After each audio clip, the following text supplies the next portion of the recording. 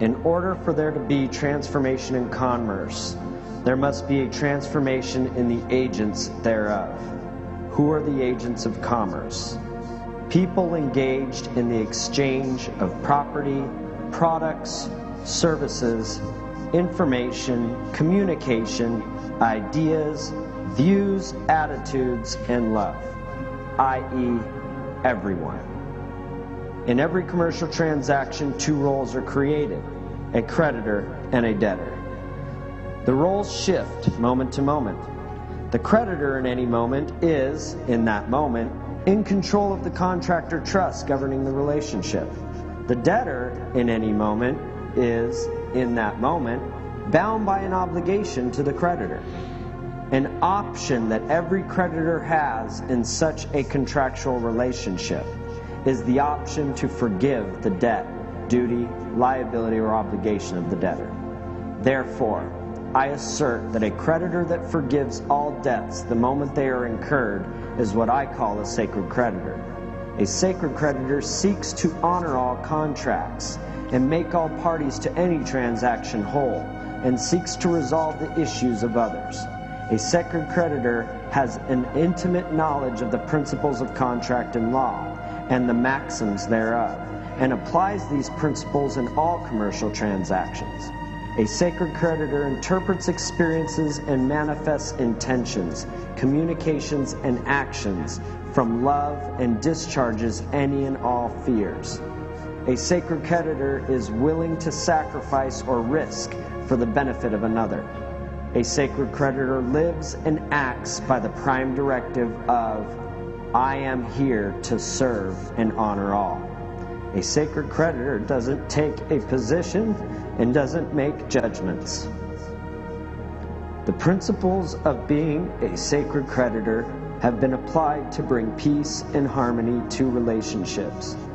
By applying the knowledge of the contractual nature of personal relationships to unresolved issues between individuals, balance has been achieved by recognizing that a contract exists, making distinctions of the terms, and negotiating terms for settlement.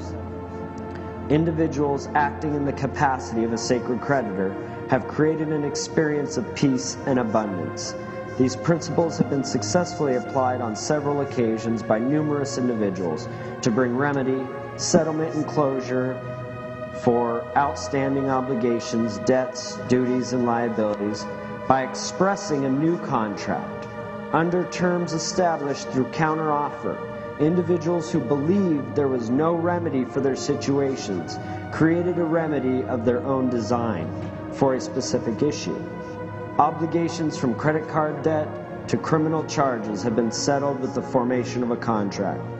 Individuals with the belief that they didn't have the power or authority to create the outcome or results they desired have completely shattered those beliefs by merely acting in the capacity of a sacred creditor.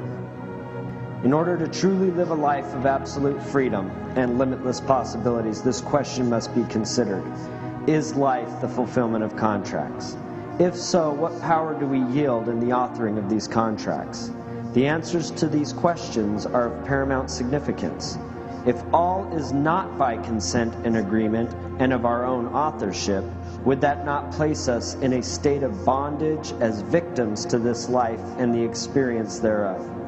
However, if all is by consent and agreement and of our own authorship, would that not place us in a state of unlimited power, absolute freedom, limitless possibilities, ultimately responsible for this life and the experience thereof? In exploring the nature of law, contract, and trust, it appears clear that all transactions are by consent and agreement. The question is there any facet of our experience that is outside law and contract? If we are not the authors of the contract, who is? If credit card debt and criminal charges can be resolved by merely authoring an agreement for the resolution, can war and poverty not be overcome through the application of the same principles? If life is the fulfillment of contracts, and we are the authors of these contracts, are we authoring the contracts in such a way as to create peace and abundance in our society? Is there not peace and abundance in our society?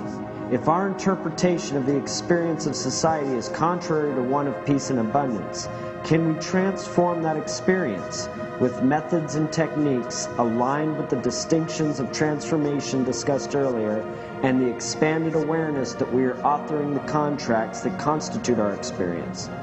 Is it not practicable to apply the distinctions of transformation in such a way as to expand the awareness of a portion of society, a critical mass, and endow this critical mass with the knowledge of the intricacies of contract, empowering this critical mass to rewrite the contracts of the present paradigm in such a way as to create peace and abundance?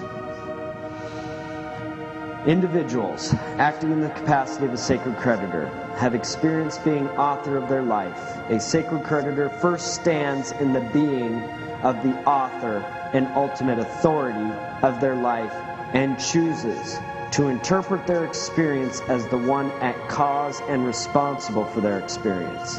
A sacred creditor then sets an intention to live and act by the principles of being a sacred creditor.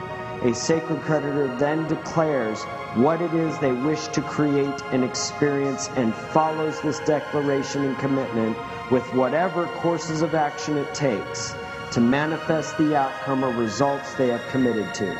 In order for the sacred creditor to achieve this, they must also develop an awareness of their thoughts, language, and behavior, and develop a set of practices which serves in their growth and the creation of new thoughts, communications, and behaviors.